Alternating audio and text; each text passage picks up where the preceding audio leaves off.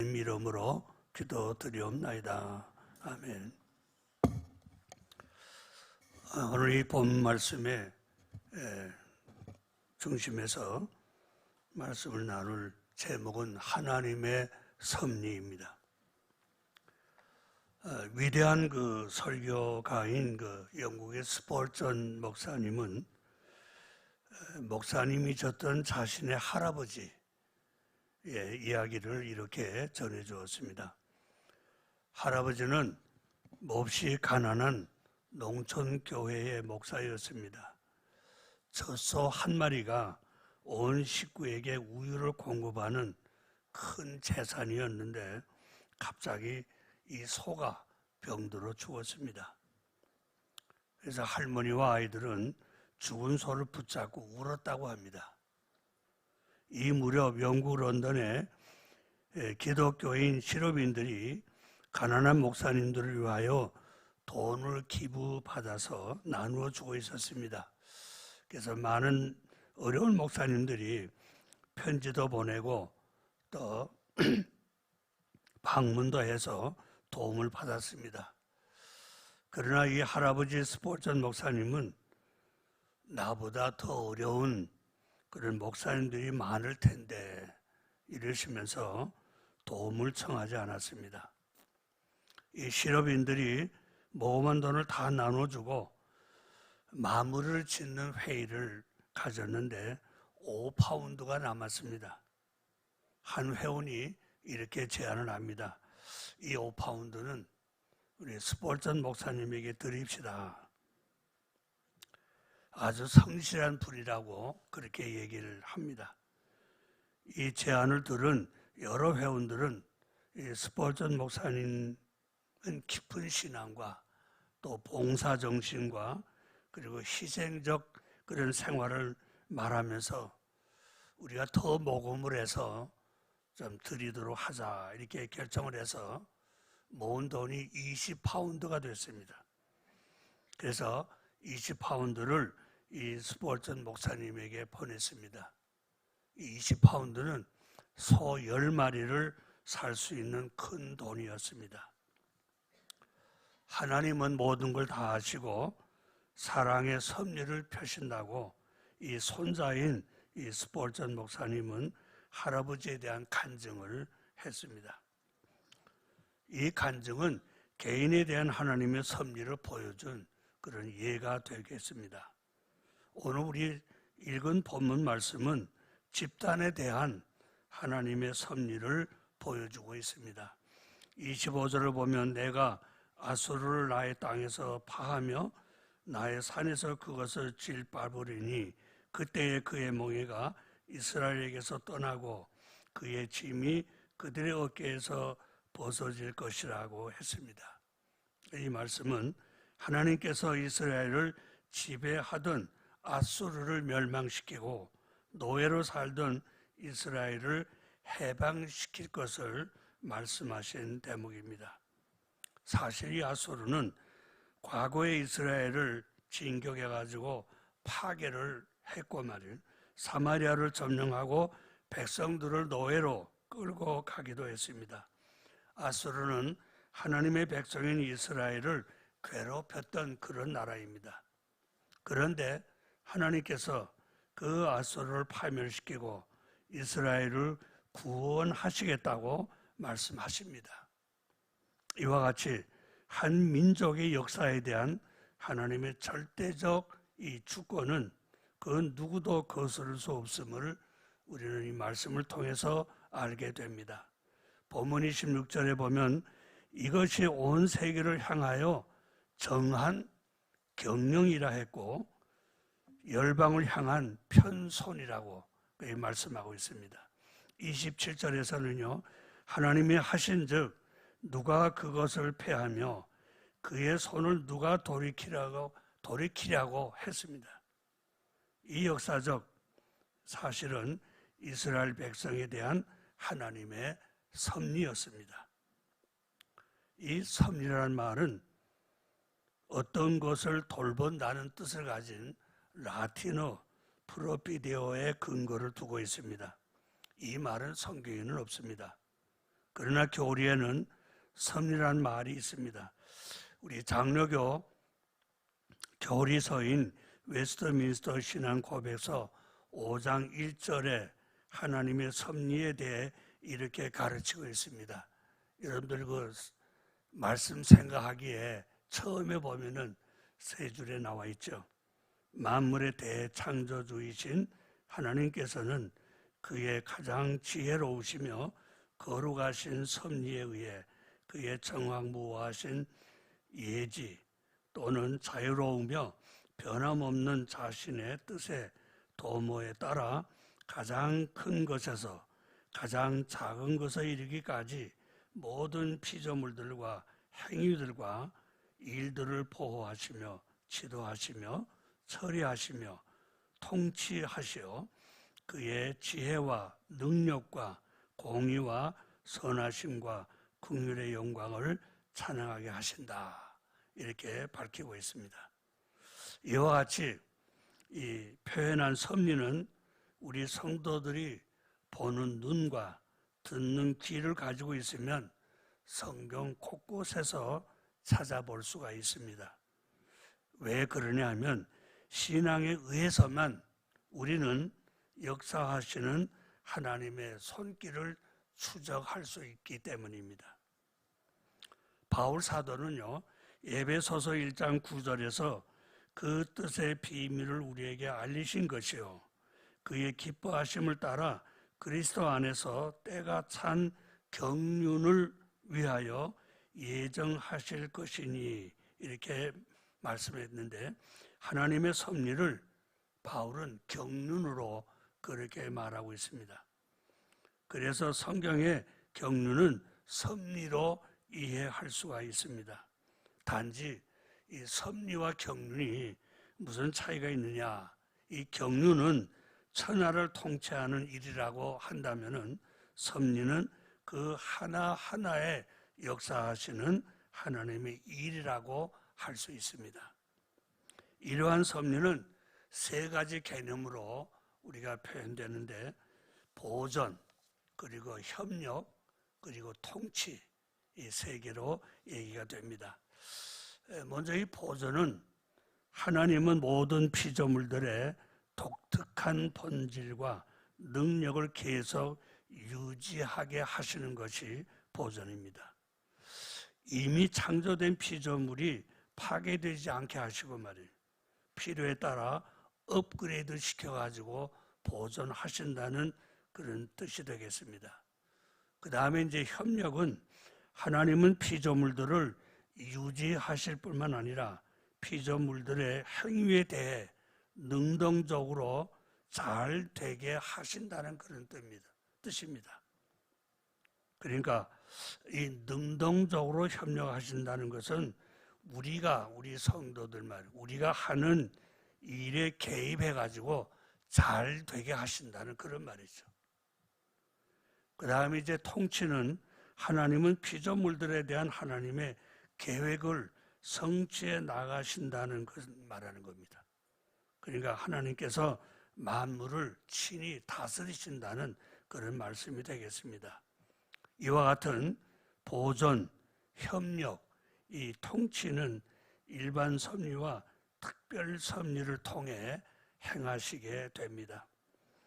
여기서 우리가 일반 섭리는 하나님이 자신의 목적을 실현하는 데 있어서 자연과 이 역사를 통괄하시는 것을 의미하게 됩니다.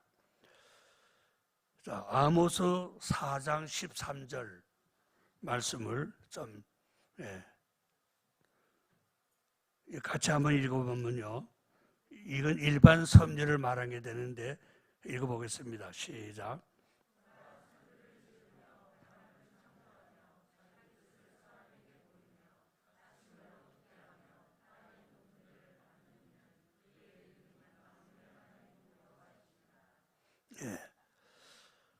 예를 들면은 이렇게 생각할 수 있습니다.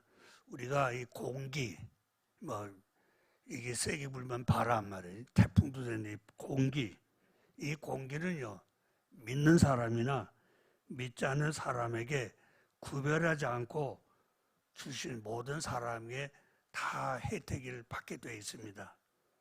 이건 이제 일반적 섭리라고 할 수 있는 겁니다. 그러나 이 특별 섭리는 어떤 특수한 개인이나 또는 집단을 위해서 특별한 행위를 하시는 것을 의미합니다. 예를 들어보면요, 홍해를 갈라가지고 이스라엘 백성들이 건너가게 했죠. 이런 일. 또 여리고성 주위를 돌기만 했는데 이것이 무너졌던 일을 우리는 압니다. 이것은 특별히 뭐예요? 이스라엘 백성에게 하신 하나님의 섭리가 되는 겁니다. 이런 것을 특별 섭리라고 하는 겁니다. 이 시간에 저는 일반 섭리와 특별 섭리에 대한 구별 없이 하나님의 섭리를 세 가지로 말씀드리면서 함께 은혜 받으려고 합니다. 첫 번째는요, 하나님은 우주 만물에 대해 섭리를 하십니다. 우주 만물에 대해 섭리를 하십니다. 우주의 질서는 하나님의 섭리에 따라 움직입니다.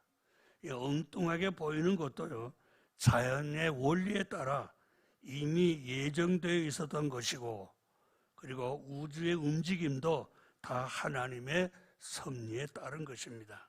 그렇기 때문에 과학자가 만든 모든 제품은 자연계 속에 이미 존재하고 있는 법칙을 이용한 겁니다.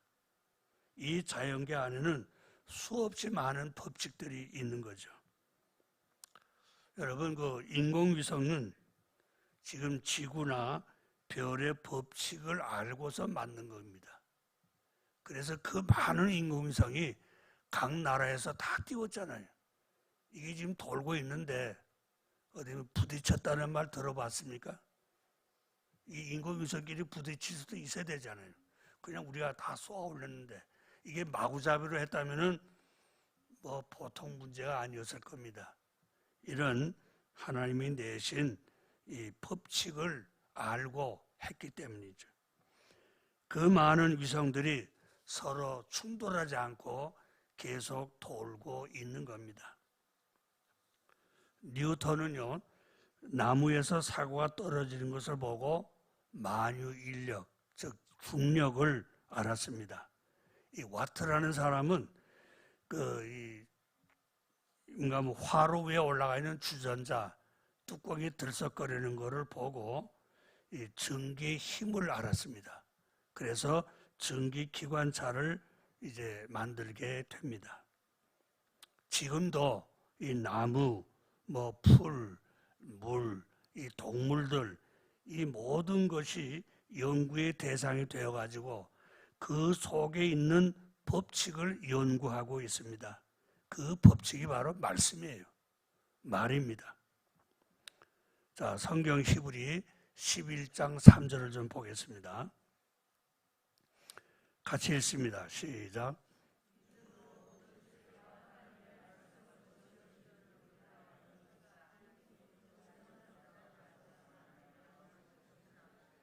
네, 이 절 뒷부분에요, 보이는 것은 나타난 것으로 말미암아 된 것이 아니니라고 그랬어요.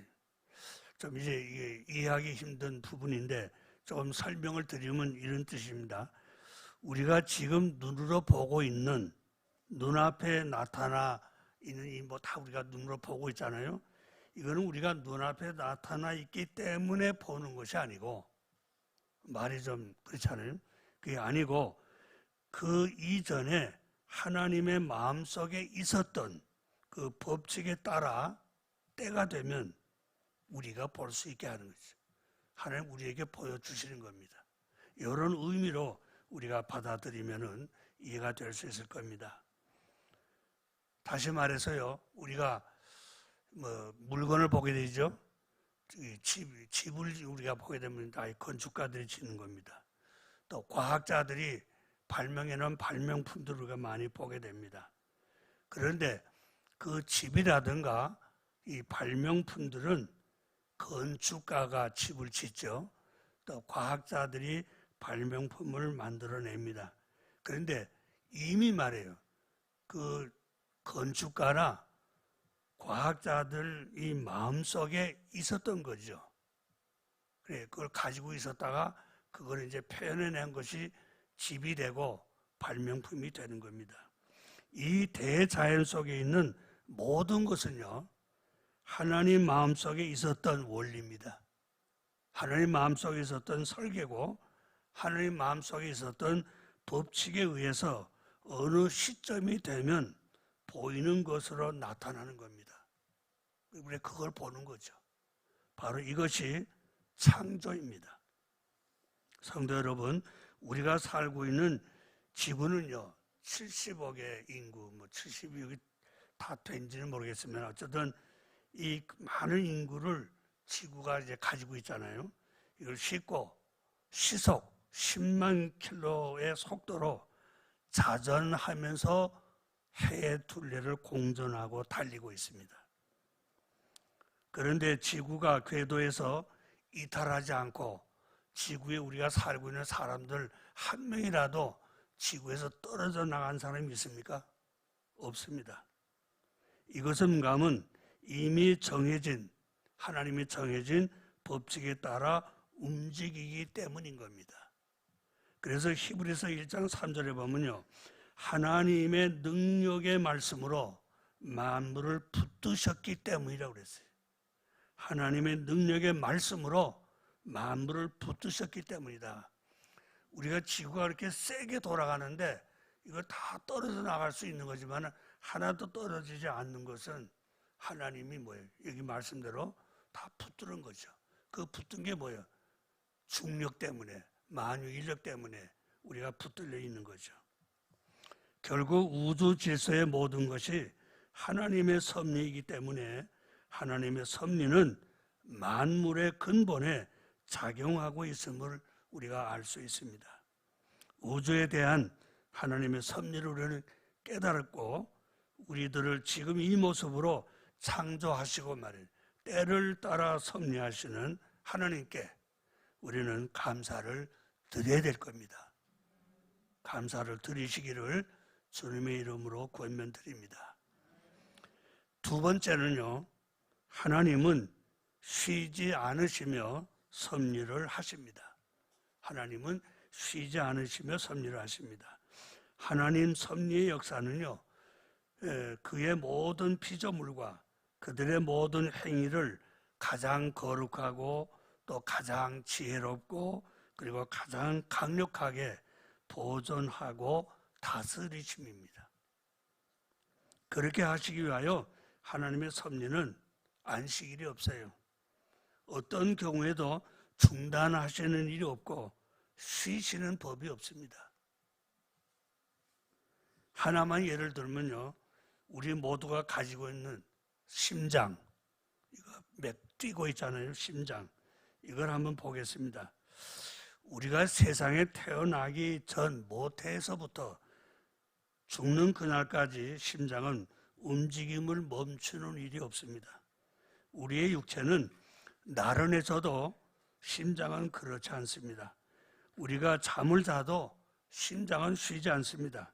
원기를 회복하기 위한 휴식 기간을 필요로 하지 않기 때문에 심장은 밤낮으로 운동하고 있습니다. 심장은 우리의 그 골격 중에 가장 귀한 기관만이 아니라 보잘것없는 그런 작은 기관들까지 끊임없이 영양분을 보내느라 한결같이 이 간기염의 박자로 움직이는 동맥을 따라서 피를 보내고 있습니다. 심장은 우리 자신의 의지에 전혀 관계없이 그리고 우리 자신의 존재 의식의 어떤 그 수면 속에서 사라져 없어질 때도 심장은 뛰고 있습니다. 이와 같이 하나님의 섭리는 쉬지 않고 계속되고 있는 겁니다. 사랑하는 성도 여러분, 이런 심장을 주신 것만 아니라 모든 것을 주관하신 하나님께 감사하시기를 주님의 이름으로 부탁드립니다. 세 번째는요, 하나님은 고난을 통하여 섭리하십니다. 고난을 통하여 섭리를 하십니다. 이 고난에는 두 가지가 있습니다. 하나는 일반적인 고난이고 다른 하나는 특별한 고난입니다. 특히 우리 성도는 두 가지 고난을 기억해야 됩니다. 하나는 세상 사람들과 똑같은 그런 고난이고 다른 하나는 성도만이 겪어야 하는 특별한 고난입니다. 세상 사람들과 똑같은 고난은 이런 것들이 되겠죠. 가난하게 되는 것, 또 죽음의 고난, 천재지변에 닥치는 그런 고난, 또 사회에서 일어나는 여러 가지 고난, 이런 것들은 우리가 세상 사람들과 똑같이 받는 그런 고난이 되겠습니다. 이런 고난을 말이에요, 성도라고 해서 좀 하나님께서 면제해 주면 좋겠는데 그렇지 않아요. 이건 다 같이 받아야 되는 겁니다. 그런데 특별한 고난은 성도만이 당하는 고난입니다. 하나님의 자녀가 되면요, 예수 믿기 전에 했던 옛 생활을 끊어야 됩니다. 이게 끊기가 어려운 것들이 많이 있죠. 이거 고난입니다. 또 원수도 사랑해야 하는 고난입니다. 성경에 나와 있으니까 사랑해야 되죠. 정말 힘든 거라고 볼 수 있죠. 하나님의 의를 실행하기 위하여 세상 사람들과 또는 친척이나 친지들에게 때로는 미움을 받아도 우리는 그걸 참아야 되는 그런 고난들이 있습니다. 이런 의미에서 고난은 형벌이 아니고 이거는 우리에게 은혜입니다. 성경은 그래서 시편 119편 71절에서 보면 고난 당한 것이 유익이라고 그랬어요. 고난 당하는 것이 유익이다. 또 67절에 보면요, 고난 당하기 전에는 내가 그릇 잘못 행하였더니 이제는 주의 말씀을 지키나이다. 이렇게 고백하고 있습니다. 사랑하는 성도 여러분, 고난은 우리 성도에게는 복이 된다는 것을 믿으시기를 바랍니다. 고난이 은혜로 바뀐 말이에요. 고난이 복이 된 성경에서 대표적인 인물이 있습니다. 바로 요셉이죠. 요셉의 고난은 미래를 준비하는데 훌륭한 인생 훈련이었습니다. 요셉은 이제 크게 세 가지로 이 고난의 어려움을 견뎌냈다고 볼 수 있습니다. 형들에 의해서 구덩이에서 죽임을 당하게 데려다가 형들이 이제 마음을 바꿔가지고 애굽 상인에게 팔았잖아요. 그런 배신의 아픔을 겪었죠. 애굽에서 천대받는 노예 생활, 이 고난의 삶을 살았고, 그 다음에 보디발의 아내로부터 누명을 쓰고 감옥에 갇히는 서러움도 이 요셉에게는 있었습니다. 그런데요, 창세기 39장 23절에 보면은 여호와께서 요셉을 범사에 형통하게 하셨다, 이렇게 말씀하고 있어요. 아니, 보디발의 아내 유혹을 거절했기 때문에 누명을 쓰고 감옥에 들어갔는데 성경은 형통하게 하셨다라고 합니다. 그래서 우리 성도의 고난은 저주가 아닙니다. 복입니다.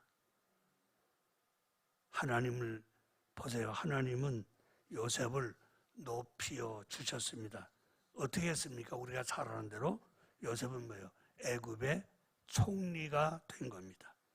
하나님은 요셉을 고난 끝에 높여 주신 거죠.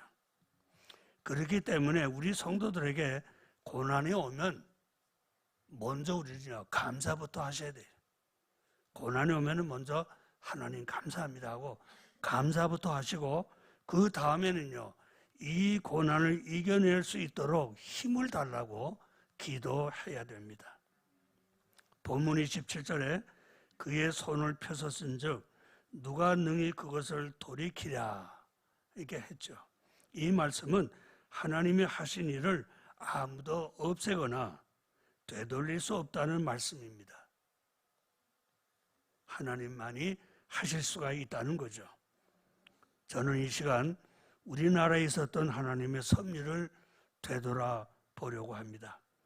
하나님께서는 매우 중요한 순간순간에 우리나라에 역사하셨음을, 즉 섭리하셨음을 보여주고 있습니다. 1919년 3.1 독립운동은 기독교 중심의 항일운동이라고 해도 과언이 아닙니다. 이후 독립운동은요, 계속 교회 중심으로 이어져 왔습니다. 그런데 3.1운동 독립이 일어나기 2년 전인 우리가 일본에 압박받고 있을 때에 소련은요, 1917년 레닌을 중심으로 일으킨 그런 혁명으로 제정 러시아가 무너지고 공산주의 국가 소련이 세워지게 되었습니다.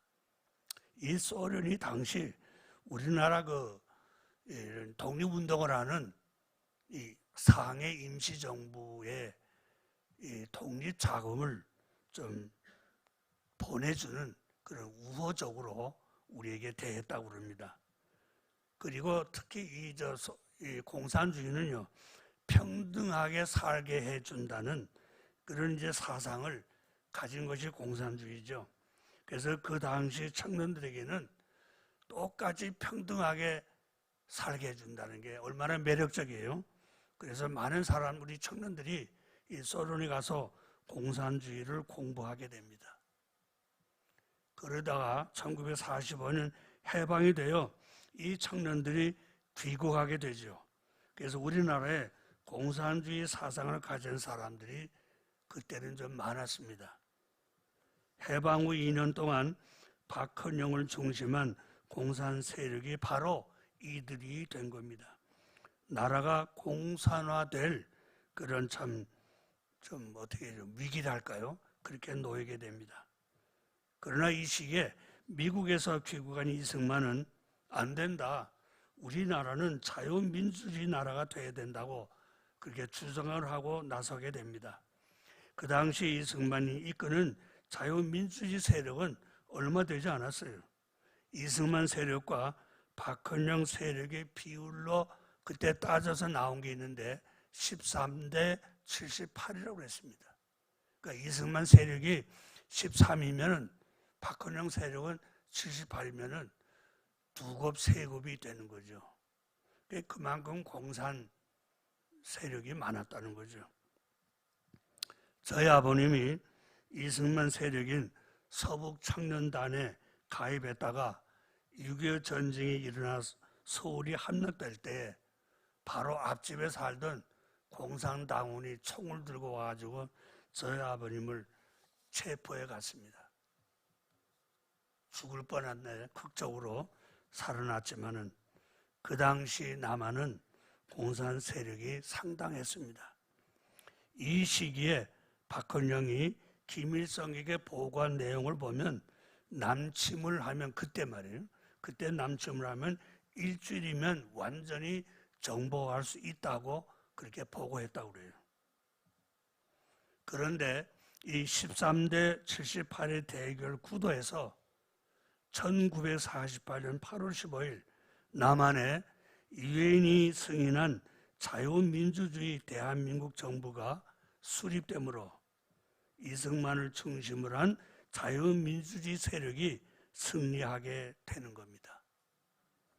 우리나라 전체가 공산화될 위기에서 벗어나게 된 겁니다. 교회 장로이신 이승만 대통령의 승리였습니다. 성도 여러분, 대한민국의 탄생에 하나님이 역사하신 첫 번째 섭리입니다. 그런 다음 대한민국 정부가 세워진 후 2년도 안 돼가지고 1950년 6월 25일 전쟁이 일어납니다. 이 전쟁은 소련의 후원을 받은 김일성 정권이 기습적으로 일으킨 전쟁입니다. 소련제 탱크를 앞세워 3일 만에 서울이 함락될 정도의 일방적인 전쟁이었어요.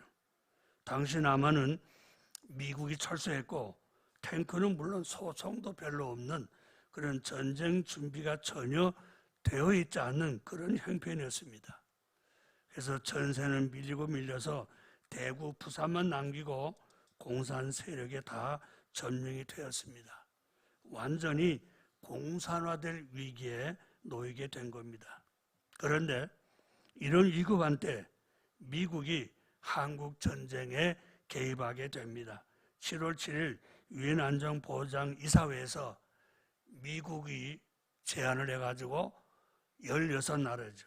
16나라가 합쳐진 유엔군을 한국 전쟁에 파견할 것을 유엔에 제출해서 결의하게 됩니다. 이때의 긴박한 상황은요, 여러분들 제가 오늘 말씀을 못 드리지만은요, 정말 참 긴박했습니다. 이 하나하나가 기적으로 이루어진 겁니다. 유엔군이 1950년 9월 15일 인천 상륙작전이죠. 이 성공으로 남한이 회복되고 9월 30일 38선을 넘어 북한으로 진격하게 됩니다. 김일성과의 대결에서 이승만이 또다시 승리하게 됩니다. 자유 대한민국 뒤에는 하나님의 손이 함께 하셨기 때문이라고 저는 믿습니다.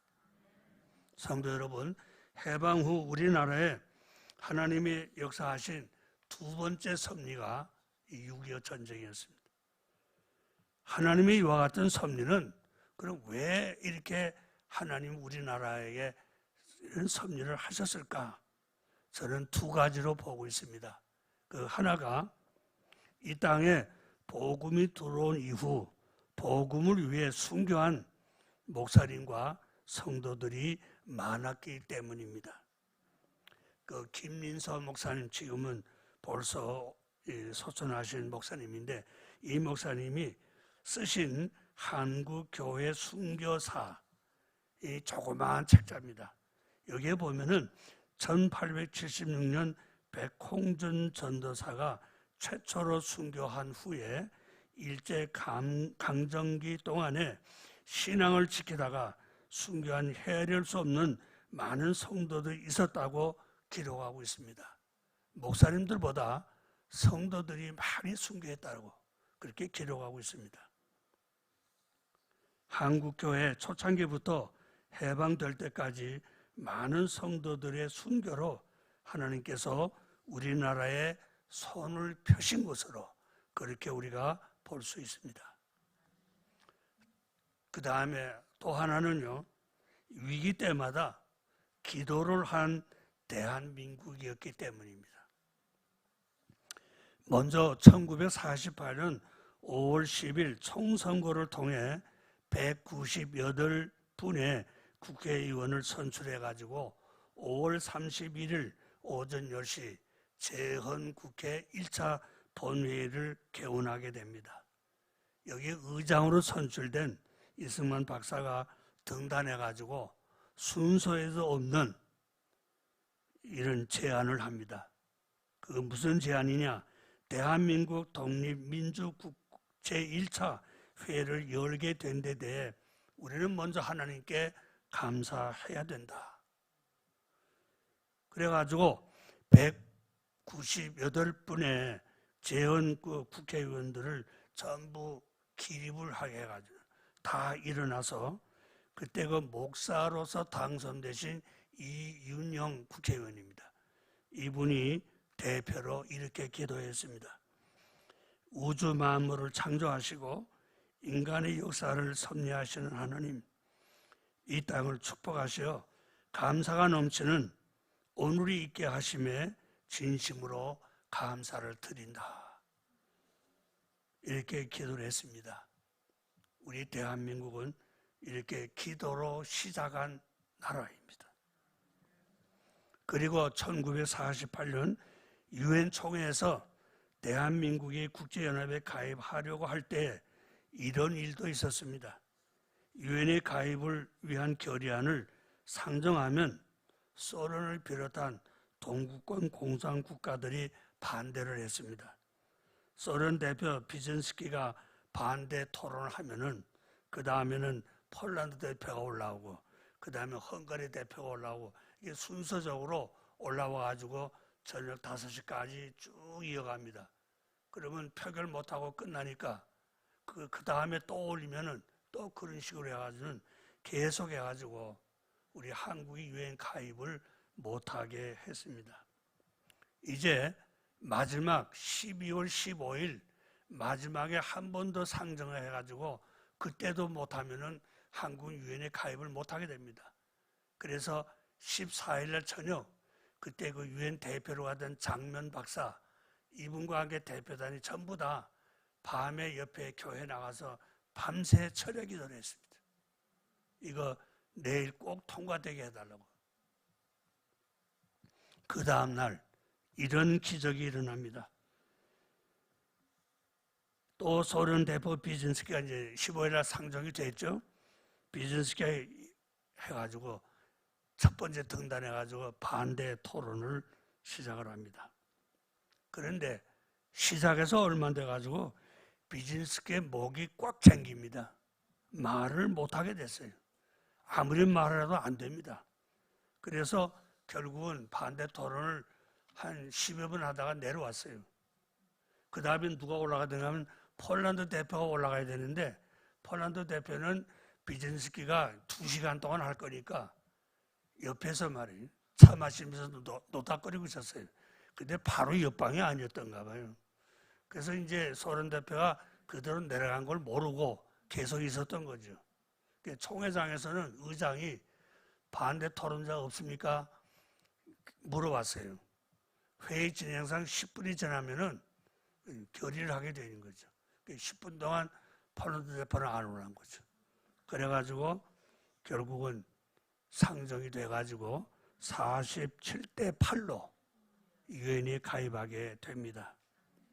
그런데 성도 여러분, 이 결의가 중요한 것은요, 우리가 이때 유엔에 가입이 안 됐다면 그 다음에 일어나는 6.25 전쟁이 유엔군이 한국 전쟁에 참여할 수 없었습니다. 왜 그러냐면 유엔에 가입이 안 된 나라를 위해서 유엔군이 갈 수 없다는 게 그 법이거든요. 정말 하나님의 섭리가 얼마나 오묘했느냐 알 수 있는 그런 대목입니다. 그리고 6.25 전쟁 때에도 하나님의 섭리는 있었습니다.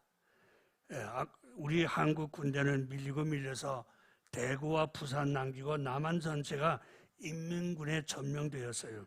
며칠 지나면 조국의 운명은 바람 앞에 촛불과 같은 위기에 서게 된 거죠. 이렇게 절박한 때에 어떻게 했는가 하면 부산 초량교회에서 나라를 위한 비상구국 기도회가 열렸습니다. 전국에서 모인 목회자들과 성도들이 하나님께 비통한 심정으로 부르짖어 기도했습니다. 이 기록에 보면은요, 그 일제에 눌려 신사 참배한 죄를 철저하게 회개했다고 합니다. 에레미야 선지자처럼 민족의 죄를 눈물로 참회했다고 그렇게 기록하고 있습니다. 같은 시각에 대신동 쪽에는 목회자들이 말이에요. 초등학교에 300명이 모여가지고 금식하며 철야 기도회를 했다고 그래요. 무엇보다도요, 9월 15일 인천 상륙작전을 위해서 성공으로 이끈 메가도 장군이 이렇게 기도했다고 그래요. 이제 15일 날 상륙작전을 앞두고 기도를 이렇게 하면 전쟁을 주관하시는 하나님, 이 상륙작전이 성공하도록 하나님이 싸워달라고 그렇게 기도했다고 그래요. 이 모든 기도를 하나님이 응답하신 결과입니다. 6.25 전쟁이 3년 동안 끝나고 나서 우리가 휴전을 하게 되죠. 휴전하게 됐을 때 우리 한국의 국민 소득은 50불밖에 안 되는데 그 50불은요, 세계에서 제일 끝에서 두 번째로 못 사는 나라에 들어간 겁니다. 그런데 그때 북한은요, 우리보다 훨씬 잘 살았습니다. 그런데 지금 우리는요, 4만 불에 육박하는 세계 10번째 들어가는 경제 대국이 됐습니다. 지금 북한과 우리 대한민국의 국민 소득의 차이는 70배 정도가 된다고 그래요.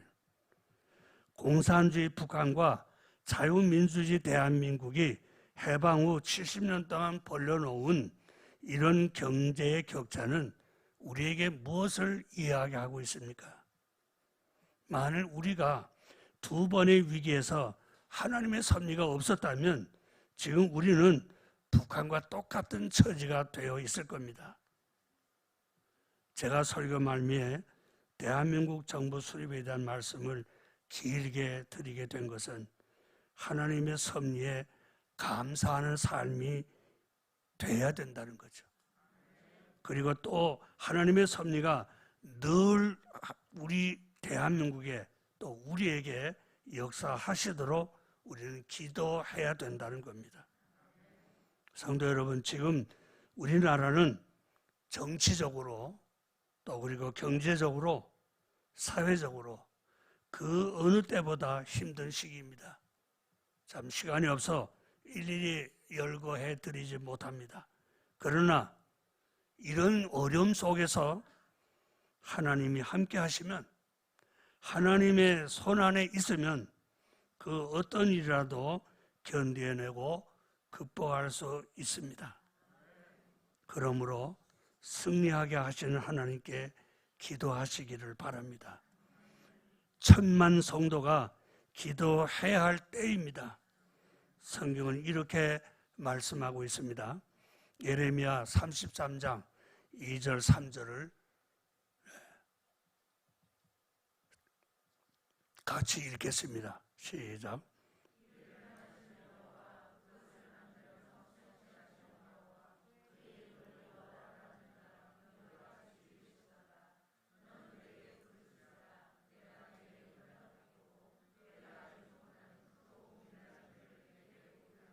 아멘. 3절만 한 번 더 읽겠습니다. 너는 내게 부르짖으라. 내가 네게 응답하겠고 네가 알지 못하는 크고 은밀한 일을 네게 보이리라. 아멘. 기도하겠습니다. 전능하신 하나님, 지금